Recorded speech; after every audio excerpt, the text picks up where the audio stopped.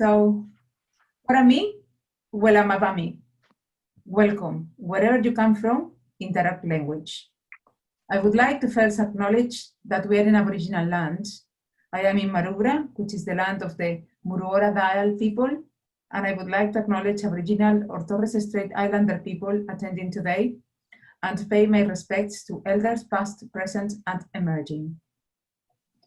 Waramigo Lamabami to this event about coasts and climate change organized by Dr. Paula Jul and myself on behalf of the Spanish researchers in Australia Pacific, the SRAP, and the Spanish Embassy in Australia. The SRAP is an association of researchers and affiliates who, being of Spanish origin, developed their activities in Australia Pacific. We created this association in 2015 to support each other and to elevate the image and impact of Spanish researchers. Our activities include outreach and dissemination events such as this one, but also participation in international efforts to advise the Spanish government. Today, we are meeting virtually to celebrate World Oceans Day and World Environment Day.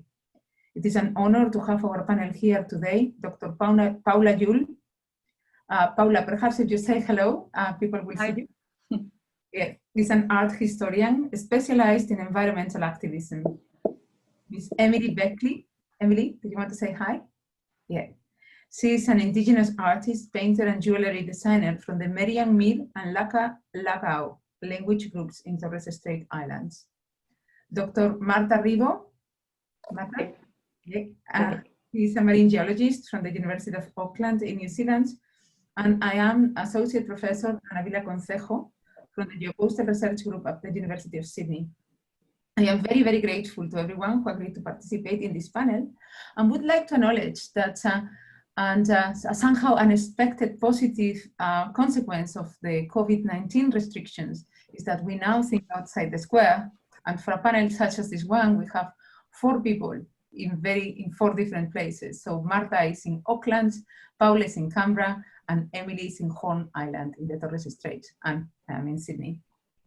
So before starting, I would like to invite His Excellency, Mr. Manuel Cacho Quesada, Ambassador of Spain in Australia, to open this event. Thank you very much for the introduction, Professor Ana Vila-Concejo. Distinguished guests, members of the scientific, artistic, and cultural community in Australia, President of the SRAP, I'm very pleased to participate on the opening of this zoominar under the topic Oceans and Climate Change, Arts Meet Science, co-organized by the Spanish Researcher Association in Australia Pacific and the Embassy of Spain in Australia. I would like to convey my gratitude to the University of Sydney for supporting this event. Let me just briefly introduce this event, which is intended to celebrate the World Oceans Day, as it was declared by the United Nations every 8th of June, to remind everyone of the major role the oceans have in everyday life. This is particularly important in Australia, surrounded by mighty oceans, and including the 3rd largest marine territory in the planet. With around 85% of Australians living within 50 kilometers of the coast. Unfortunately, as you very well know, this is not the case of Canberra. It is fair to say that oceans are part of the Australian way of life. Oceans are also the lungs of the planet, providing most of the oxygen we breathe. The purpose of this day, as it was declared by the United Nations in 1992, is to inform the public of the impact of human actions on the ocean, to develop a worldwide movement of citizens for the ocean, and to mobilize and unite the world's population on a project for the sustainable management of the world's oceans. They are a major source of food and medicine, and a critical part of the biosphere. In the end, it is a day to celebrate together the beauty, the wealth, and the promise of the ocean. During those times of a global pandemic, it is also important to stress the health of the ocean is intimately tied to our health. Some may be surprised to read that organisms discovered at extreme depth are used to speed up the detection of COVID-19, and probably even more to learn that it is the environment that could give a solution to humankind. Distinguished guests, allow me to finish by thanking our speakers this afternoon, Ms. Emily Beckley, Dr. Paula Lull, Dr. Marta Ribó, and Professor Ana Vila-Concejo, who will try to answer some questions related to the ocean, such as what is the beach for you, or what future do you see for the beaches? I declare this zoominar open, and I give the floor to Dr. Paula Lull. Thank you very much. Thank you very much, Ambassador, for your opening, and thank you everyone for being here. Well, I just want to tell you that I was born in an island in Mallorca in the Mediterranean Sea, and as well, the beach is really a very important part of my life. But I have to say that my relationship with the beach was kind of seasonal, as we used to go just to the beach only in summertime, where we mingled with thousands of tourists. Actually wanted to share a photo of one of the beaches in Mallorca. This is like in summer, and even more people can be there. So, well, then in my university days, I remember we skipped lessons with our friends and tried to go to the beach in the early springtime or stretching the last days of summer, just to avoid all these tourists and have the privilege of having the beach for our own. But when I arrived to Australia 8 years ago, I learned to see the beach in another way. And I had to say it was thanks, firstly, to Australian artists. When I came here, I was researching about Australian art and artists. I was doing my PhD on art and nature. And I learned about the discussion that was here about the tradition of Western landscape representation bring from the English colonials to Australia, and how they use these Western traditions to depict the Australian landscape. And then many years later, it arrived the awareness that here there was another way of thinking the landscape and representing it from people who have been in Australia for thousands of years. And I realized that this awareness is a challenge for Australian artists nowadays, because they are in some way thinking the beach in particular and the landscape in general in a very specific way. So with them, I learned to think the beach in a way. And then when I met some marine biologists from the Spanish Researchers Associations, I realized that they read the beach in a very different way than myself. For me, what is for me a warm and nice sand under my back when I sunbathe, for them, for the scientists, is really a very complex process of sediments, tides, and weather conditions that maybe start very far away somewhere. That's why I would like to ask you, to the scientists and to Emily, the artist, what's a beach for you? So I would like to start with Sana. What do you think? Okay, thank you, Paula. So what's a beach for me? So a beach for me is many things. It is a place of leisure. I often go to the seaside for a walk or a run when I need to recharge my batteries or relax. It is a place where I have fun with my family. I have spent countless hours on the beach with my husband and my children. And it is also one of the places where I undertake my research. It is a place of work to me as well. Therefore, it can also be a place of stress. When I am running an experiment with many instruments and people working on the beach, or when I had to rescue my son from a rip current last January. So beaches for a coastal geomorphologist come in many different shapes and sizes.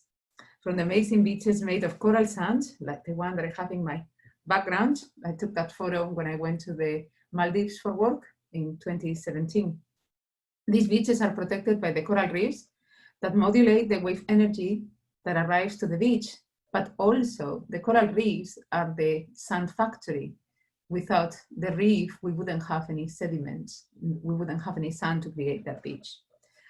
Other famous beaches similar to this one are the ones in movies like Castaway or some of the ones in the Survivor series, the television. Other beaches, perhaps more familiar to the audience, are the temperate coast wave-exposed beaches, like, for example, Bondi, Manly, or Narrabeen, which are some of the most iconic beaches in Sydney. These are the beaches that most people think of when they think of beaches. They include many of the beaches in California as well, and therefore we have seen them in movies and television series. For example, Venice or Santa Monica, we have seen them in television series such as Baywatch or movies such as Point Break. Finally, another type of beach are those that are located inside estuaries and bays, and that's very much the focus of some of my research at the moment. They're typically smaller, and quite often when we think of them, we think of highly urban beaches surrounded by houses or industry. Think of the beaches inside Sydney Harbour, Kamai, which is the Aboriginal name for Botany Bay, or the Pittwater Estuary. But also think about beaches located in other estuaries and bays under very different conditions, okay? So I can remember, for example, the incredible beaches that I saw inside the estuaries of the Amazon River Delta in Brazil, where 50 kilometers inside the estuary, you could still see quite large beaches, and we still had like 5-meter tides. But what is really a beach from a coastal geomorphology point of view? So a beach is a sand deposit that is deposited by waves. So you need 3 ingredients to make a beach. The first one, you need sand, of course, and that sand needs to be of a suitable size, okay? The second ingredient is waves. You need waves to move that sand and put it somewhere. And that is the third ingredient. We need accommodation, which is the space where the waves will deposit the sand, okay? The beach extends from the very top of where the waves can reach to the underwater zone where the waves start feeding the ocean, okay? So we can only speak of beaches if there are waves moving sediments up and down. All other factors then modify the ultimate shape and size of a given beach. For example, the tides would spread the effect of the waves over a longer area, yeah? The wind will create a different environment.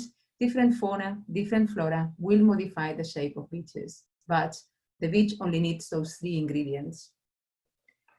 When a beach is subject to a large storm, the sand removed from the beach moves offshore to form a sandbank. These banks then shape the waves that move the sand again. This is what we call morphodynamics, the only big word that I'm using today. And when those sandbanks are the right shape, surfers love them. When they are not, surfers don't. Okay, so after the storm, other non-stormy waves work to bring the sediment back to the beach, recovering the beach. However, this is not an easy process for the beaches located inside estuaries and bays. Once the sediment is removed, normal conditions don't have enough energy to move that sediment back. So much of that sediment can be lost from the beach, okay? Our research shows that some of the beaches in Kamai and in the Pittwater are still eroded from the very large storm that we had in June 2016. There has been no recovery, even 4 years later. And these beaches are protected important ecosystems. So a beach is not just a place of leisure or a place of stress, it's also a place that protects the coast, okay? So there is important ecosystems behind, there are houses, there is industrial infrastructure, and these beaches provide very important ecosystem pockets in areas of urban development, okay? Protecting these beaches with climate change is important because building and maintaining seawalls is more expensive than taking care of these beaches. And that's what I think a beach is. Thank you very much. And now, Emily, what is a beach for you? Hi everyone. Before I answer that question, I would like to paint you a picture of where I live. There are 274 islands in the Torres Strait, and 18 of which are inhabited. The Torres Strait lies between New Guinea and is 10.2199 degrees south, 141.9369 east of mainland Australia. The Torres Strait actually, I will give you a geographical island types of the different islands that make up the Torres Strait. We have volcanic island, mudflat islands, coral cay islands, and remnant islands. For Torres Strait Islanders, the connection between land, sea, culture are paramount to our identity, livelihood, and sustainability. We had a well-developed, defined system of law, LORE, which covers rules of living. Most of the land and the sea are owned by clan, and we have our own traditional boundary markings that are set from our environment. So on the land, to the beach, to the sea, to the seabeds. We have a special relationship with the sea, not only for it's our major food source. We have a long tradition of reading, listening, and understanding the changes in our landscape and the seascape, and it reflects the close relationship we have with our island. So whatever the weather, how the beach pattern, how the wind moves the sand off our beach, it tells you what is in season for planting or eating from the sea, and the exchange of knowledge as well, of understanding how to read the clouds, how the winds, what winds are blowing, and why the sands are shifting. Because of our law, we were able to pass these down from generation to generation. However, last century, one of the islands, Saibai, was flooded, and the people of Saibai had to move to mainland Australia, to the Northern Peninsula area, and they settled there with the permission of the Aboriginal people. So they gave Chief Bamagar of that day allocated land so that the people off that island could move to live on Bamagar. As time progressed, the tide have been rising, shifting sands, and just recently I took my mum back to her home island. It's called Mount Ernest on the map, but we call it Nagi. So when we went there, she was really sad to see how much the beach has shifted and how far the water has come up to where her mum is buried. So it's not habited anymore, but going back and doing a helicopter ride and looking at stuff, she was really sad to see things that she could identify when she was a young lady living on the island, seeing these, not being able to see them anymore and not knowing where she is. And we went for a walk along the beach, and she said, oh, there used to be such and such here, and the tide used to come up this far, and this used to be white sand for 2-3 meters in, and now it's just shifted a lot. So the beach for me is family, sharing memorable moments, camping to appreciate the beauty of my environment, fishing and teaching my children and my grandchildren the different types of fish, different techniques of fishing, different techniques of catching a fish, swimming and collecting pipi shells from our beach, which happens around Christmas when it's nice and calm. With the pipi shell, we like to cook them, and then after that we'll make necklaces or something out of it.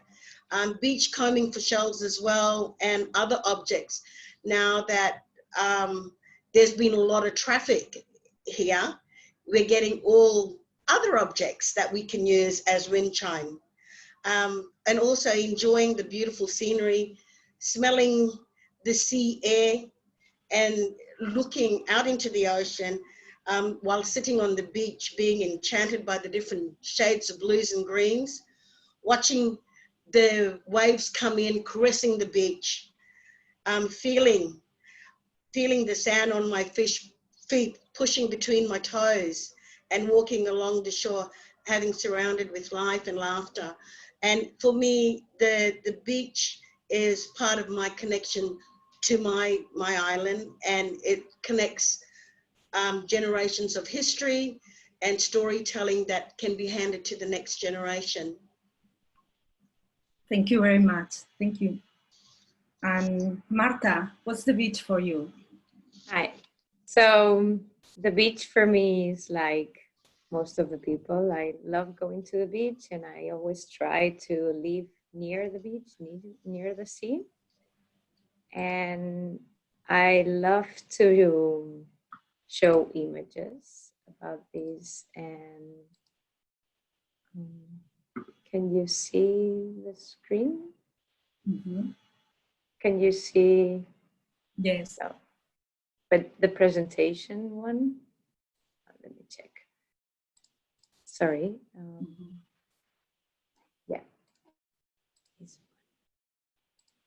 Okay. Now you should be able to see a Yes. photo. Now we see. Yeah. So this is actually what I see when I go to the beach. I see energy, I see wave, I see movement, I see currents. And actually my interest actually starts further away from where our eyes can see. So my true insight is beyond the waves, down deeper to deeper areas. So actually going and diving in. And thanks to my professional career, I've been able to explore the deep regions, the seafloor, and discover the wonders of the underwater. And I would like to show and share this with all of you, because I think it's very interesting, and it's something that, because you don't see in a normal walk along the beach, it seems like it's not there. So here's an example of a very popular beach in Australia. It's Byron Bay. It's near the border between New South Wales and Queensland. It's a very popular beach, but it's also very dynamic. So you have a lot of sand being transported, bypassing the headland. And because we are able to map the seafloor, we can see the submerged reefs, which are these kind of rocks underneath the water. But we also see some structures, some features which are caused by the erosion and the sand being transported by the waves and the currents that occur near the bottom. But you actually don't see that when you just look at a photo of a beach, or you can see a little bit on a satellite image, but you don't see that when you're walking along the beach. And all these currents and tides are actually transporting all the sand. And all these natural processes are creating, which are, for me, lovely features and lovely bed forms. This is Nelson Bay, Port Stephens area, and we can see these huge submerged dunes that are actually not that deep, but it's only 5 to 10 meters. And they're not that far away. Well, there are like 100 meters off the coastline, but that's not really deep. And so this is happening, and we usually see sandbanks if it's a really shallow area or where the tide is low, and you can see that on the satellite images. But this is only surface, and so much more is occurring in the deeper areas. And these are dunes and features that are continuously moving and evolving due to natural processes. And it's actually continuously changing the seafloor geomorphology. But as we've said here, most of the people live near the coast, so we are creating very dense populated areas. And in this area near the coast, near the beaches, we can also see the human footprint. And this is an example of here in New Zealand in Queen Charlotte Sound, which is in the Marlborough Sounds in the north of South Island. And in this port is where the ferry connecting the two islands of New Zealand ends. So in these areas we see what we call the anthropogenic impact, which is affecting the seabed. So here we see the port and all scratches and some of the impact of the very big vessels, passenger vessels are creating on the seafloor. But also the small boats, even the small leisure vessels that are moored in the port. So these are all marks of all the moorings from all the boats that are in marina areas. So this is what I think about when I think about not only the beaches, but also the sea and the sea areas. So thank you very much. Thank you, Marta. Seen very different points of view of the beach from all of us. At the end, after the second question, if anyone wants to make questions about what we have said, you can do it. Thank you.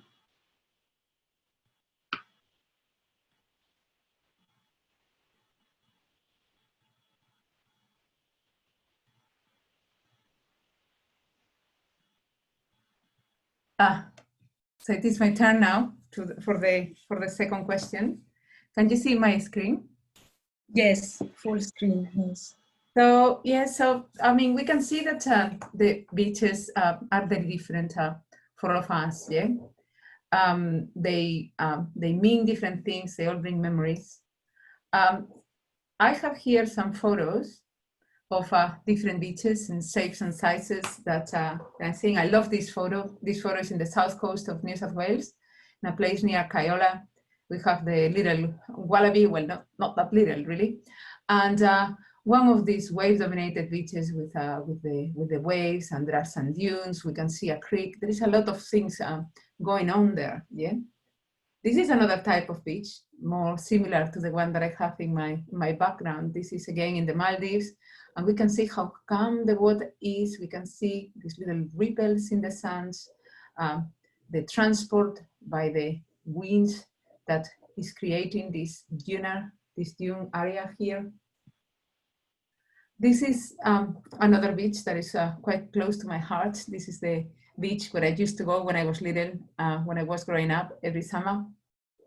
It is, again, very different from the others. You can see like the waves are not as big as in the other one, but it's also low tide. So waves are bigger at high tide. This is a tide with a long, this is an area with large tidal ranges up to 4 meters tide. So we can see how wide it is. Yeah, and this is a beach that is located inside an estuary, and yet it's quite different from the beaches that we think of when we look at Sydney and so on. This is another beach. This one is in Mexico. It's also at the end of a bay. And I like this because this shows how these beaches, when let alone, they can develop these dune systems. And so this beach is resilient to climate change. This beach can move back, can move forward, can survive. However, when we remove those dunes and so on, this is what happens. This is in Jimmy's Beach. This is very close to where Marta was showing us the last images in Port Stephens. And we can see large erosion that is happening, and it's exacerbated with climate change. I like to take photos from planes, and they're often really, really awful, but these two work really well. This is Dubai, And so we can see here, this is the palm tree group of artificial islands. And this is something else that they are building. I have no idea what that is. Could be the world, because they're building lots of artificial islands and they're having lots of trouble keeping them in place. This is in Kamai, in Botany Bay, some urban beaches in Sydney. You can see the harbor, the commercial harbor here, the port. We can see groins. Sometimes they're beautiful, sometimes are less beautiful, but they're useful and they're very, very important for the ecosystem and the ecology of the area. I don't know if you are aware, but in Sydney, in this area, there is a Ramsar zone for protection of international protection of migratory birds. And that takes me to the question that is, what can we do? What can we do to work with these beaches? What can we do to make sure that they work in the future, that they are there? And these are some photos of us working, deploying instruments, measuring the beach. I like this photo because for this couple who chose my field experiments as the background for their wedding photos, they obviously have a very, very different experience and memories from that day in Frenchman's Bay. And we also need to work and protect these beaches. So my question to our panelists is, what future do you see for the beach? And is there anything that we should do? So I am going to stop sharing now. Oh, sorry. And the first person answering here, so it's going to be Paula. So please. Yes. Well, I think that what the future, or what we can do, I think there is a difference if we can do it as individuals, or what we can do, or how can be the future from our field of research or our work. In my case, as an art historian, I observe what's the approach of contemporary artists to the natural environment, and how do they deal with issues as climate change or extinction. And I think that what artists are already doing, and I hope they will do even more in the future, is in some way an updated version of what the artists did during the scientific expeditions in the 1700s or the 1800s. In that period, as you must know, for a very long time, the artist illustrations of plants, of animals, or exotic landscapes were the only way of communicating in the scientific communities, but also it was a way to communicate to the public, to the non-expert public, how was nature, what were the details of natural elements in other parts of the world.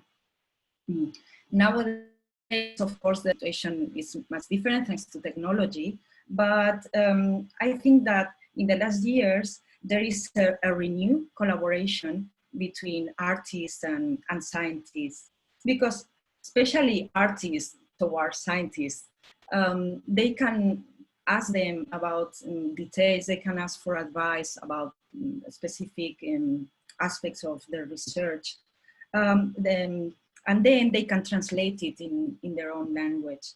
But the statements of the artists are solid, have a solid scientific base, because scientists are there telling them what's wrong and what's fine. But I think the artists have the freedom to use their own language.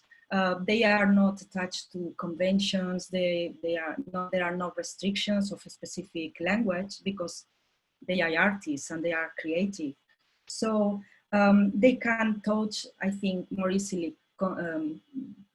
the feelings and the conscience of the audience. We hope they do that, of course. And to get to the particular language, I think that a very important aspect is that an artist incorporates non-artistic elements to their work. When I say non-artistic elements, I mean any object that can be easily recognized by the public or by someone who is looking at the work of art and at the same time gives the artist the chance to give a statement, a very straightforward statement about a subject in particular. These elements can be anything from video images to scientific tools, or from wash-up objects to museum specimens.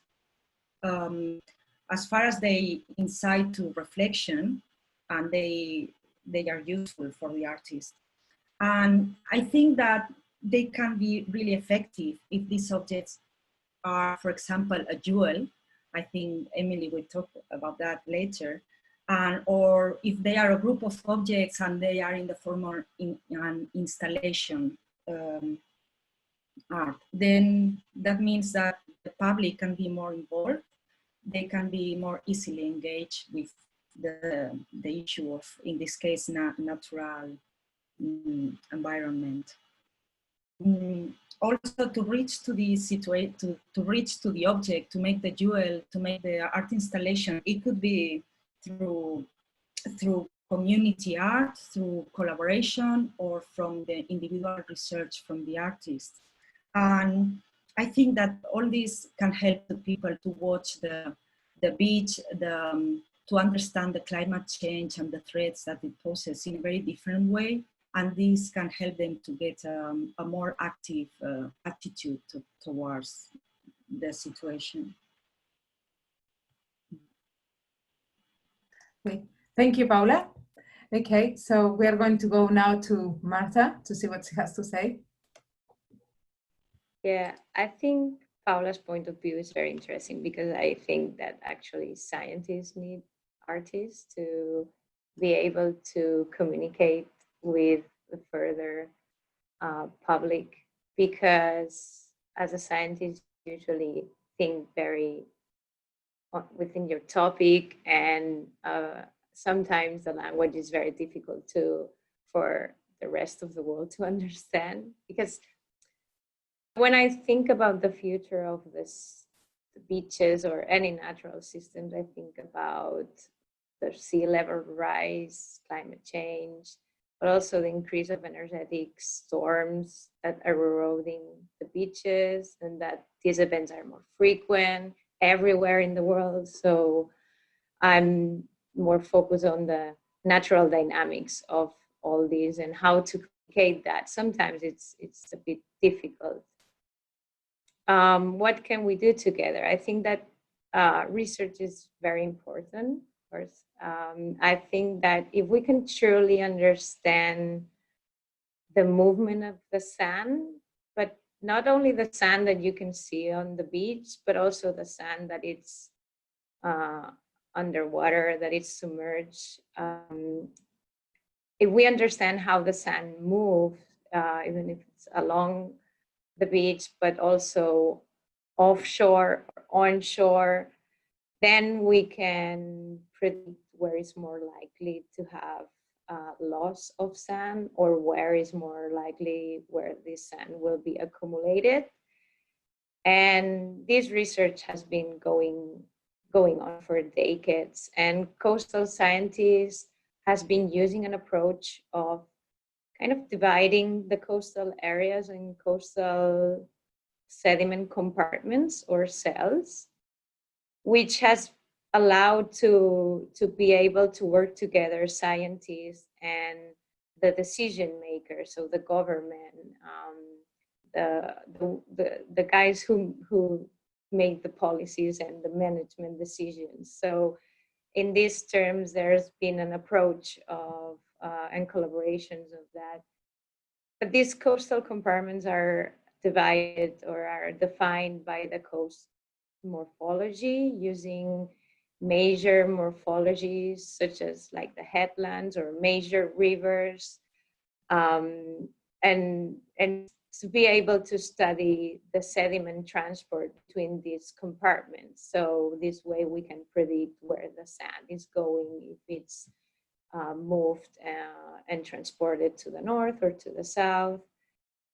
But we've been seeing that this is not enough, that we also have to be able to understand the variations in wave climates. So where are the waves coming from, and which direction are the waves and the currents pushing the sand. But also we've seen that the glacial age processes, so thousands of years ago, they have an influence. So let's say that, so the sand deposits that are in deep waters, the location of these sand deposits is influenced by these glacial age processes, and the sand supply along and across the shore will be affected by these thousands of years ago processes that has an effect on the day sand exchange between the compartments. So if we are trying to predict what's going to happen when the sea level rises, this has already been happening since the Earth was formed. So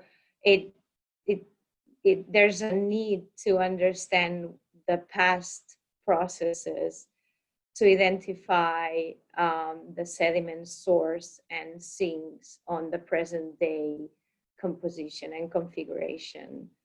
And there's also a need of more collaboration between the management decision makers, but also with artists and with people that can communicate these findings to the public. So we all understand and we all are engaged to be able to better planning, management, and engineering responses to, for example, the sea level rise in the next decades. So that's what I think that we should do. Thank you, Marta. And now I would like to give the floor, or rather the square, to Emily.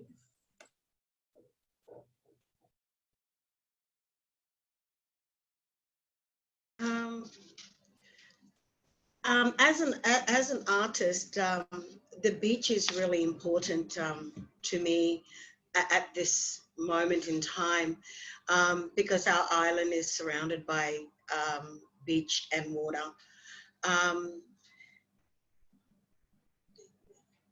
It affects my work in jewellery in the sense that trying to showcase my work and tell a story of how the effects of climate change is affecting our beaches, and the ghost net that dragged on our seabeds, and they get caught on our reef, and you know, these things are being washed up onto our beach. So just to highlight that these effects are, the sea is actually vomiting it onto our beach. So making something out of what is affecting my society is to highlight to the world globally the effects of the ocean changing, the sands shifting.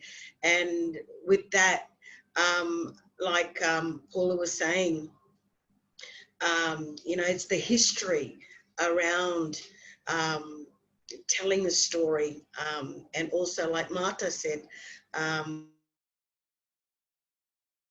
about the shift of the sand, how it moves.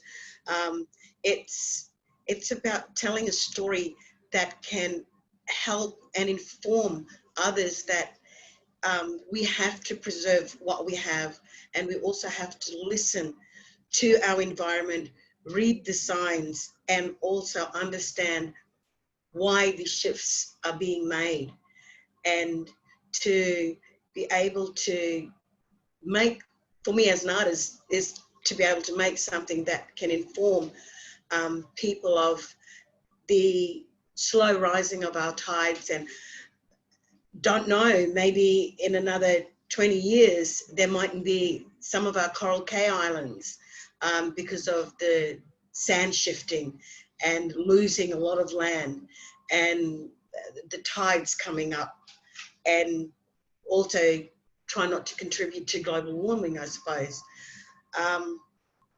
So our islands are slowly being swallowed up by the ocean.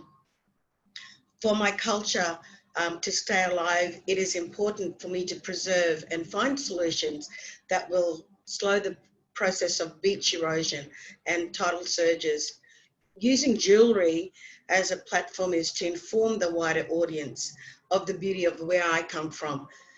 And I believe that together, to have a better understanding, we'll be able to preserve our environment.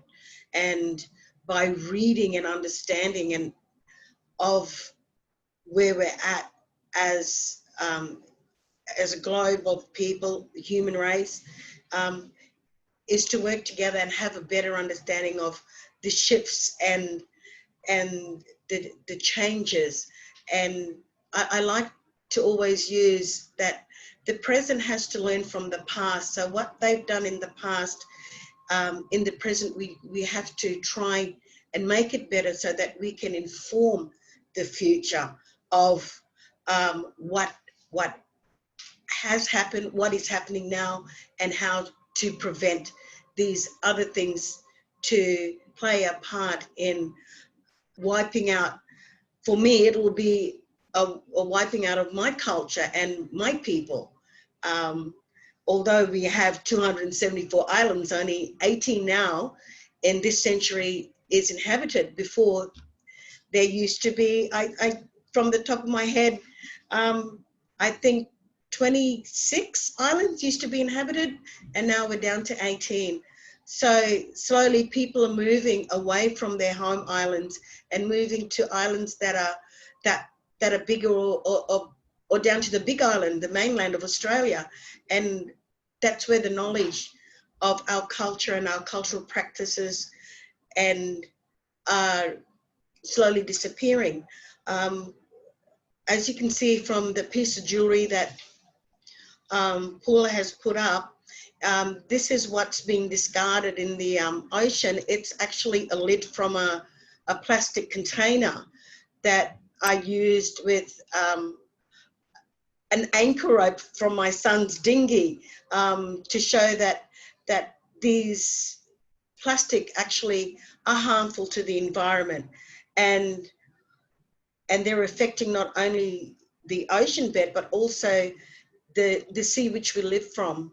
So I think together, if we are able to inform people about the scientific effects, and myself as an artist is to put out art workshops or, you know, just exhibit, showcase my stuff, it's also informing the audience that we have to drastically look after our environment.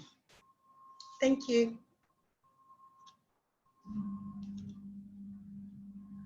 Okay, that was really, really useful. I for once, Paula, I would like to have my own particular artist to come in all of my expeditions. That would be amazing.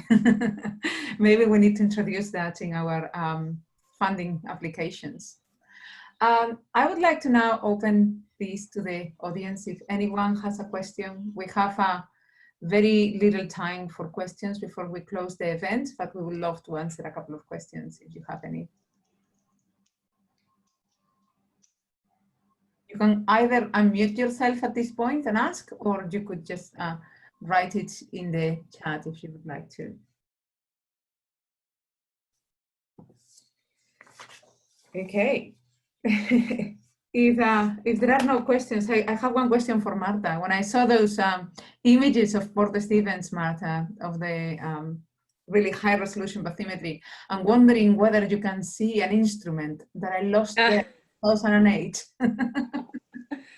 No, actually, I think it was taken before 2008.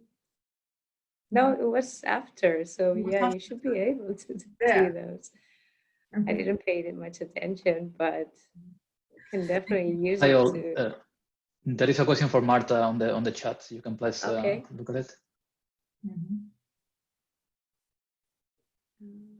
question, which one it is? It's a question, what is the application to modeling for how the sediment moves from your presentation? What application to modeling these sediments? Yeah. So what do we use, or in terms of if you model the movement? Mm-hmm. Yeah. What do we use it for? So if we model and then we see movement, then we can see where the sediment is transported.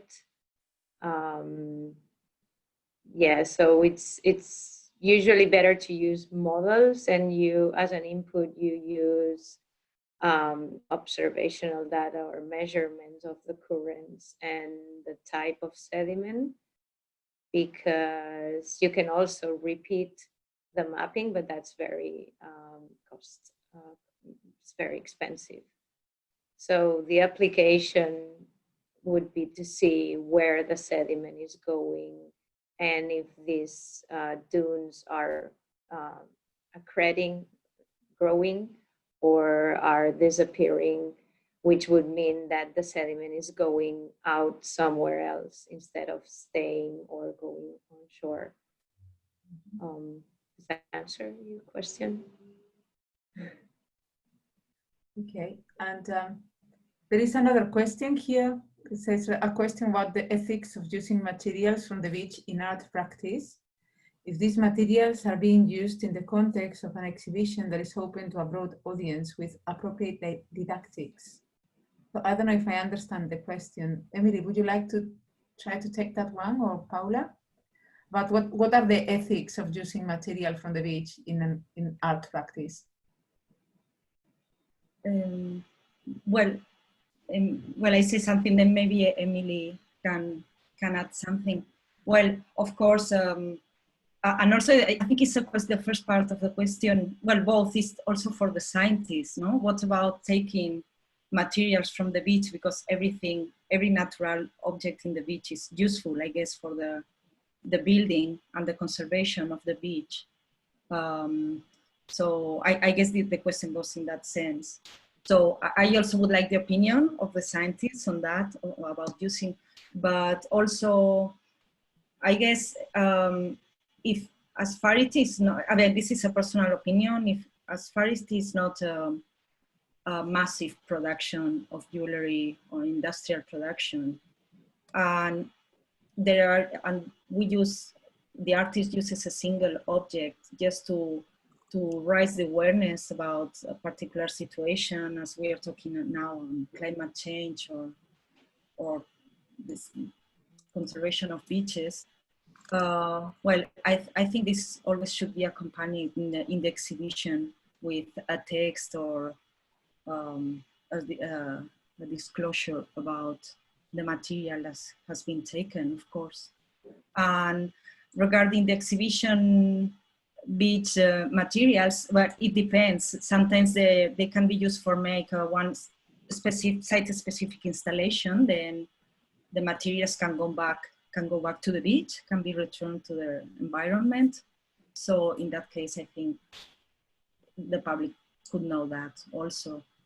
But I don't know, what do you think as scientists, that if an artist is taking, I mean, at what point can be dangerous or bad for the beach to use these materials from the beach?